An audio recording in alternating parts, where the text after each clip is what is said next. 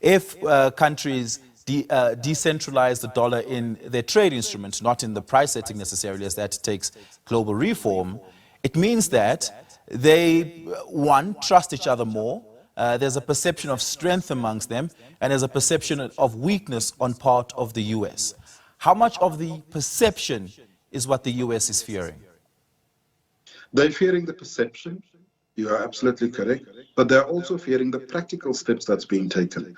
Look, even though BRICS profess that there is no such process of de-dollarization, it's for the first time that a group of countries, a significant group of countries, are coming together and beginning a conversation that says, this dollar is a problem. If it is going to continue to be used in this way, then we need to move away from it.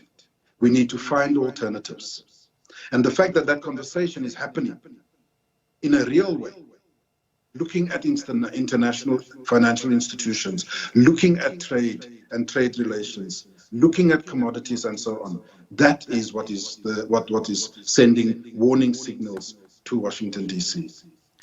This, however, places South Africa in a very awkward position should any of it happen. Donald Trump has been known to follow through on his threats. He threatened tariffs against China, and he so imposed in his first administration, likely to do so in his second administration. South Africa is a member of BRICS, but South Africa is also a beneficiary of AGOA, which is not a reciprocal trade benefit. It is a one-directional trade benefit where South Africa benefits thereof. American businesses in South Africa create 600,000 jobs or more than that annually and contribute billions in trade value to South Africa's GDP. Should Donald Trump go ahead, it may well also means the withdrawal or the expulsion of South Africa from AGOA. How difficult is it to maneuver those dynamics and sensitivities under a Donald Trump administration, as we've seen President Ramaphosa being at pains to balance those dynamics under the Joe Biden administration in the last 2 to 3 years, when US-South Africa relations were not always the greatest? Yeah, look, it's going to require some fancy footwork diplomatically. This is the game of diplomacy. We've sent the new Ambassador Ibrahim Rasool to the US to precisely do this fancy footwork. It's not going to be easy, of course, but I do want to leave you with this issue, because there's a lot of voices that says the South African government somehow is not handling this correctly. Why are they in bed with China and Russia and so on and so forth? But the truth is, what will we do tomorrow, Oliver, when the Chinese threaten us and say we are going to withdraw and we are going to put tariffs because your foreign policy is not going in a particular direction? Because this is not just us having an issue with the Americans. This is us wanting to exercise, as South Africa, our foreign policy objectives.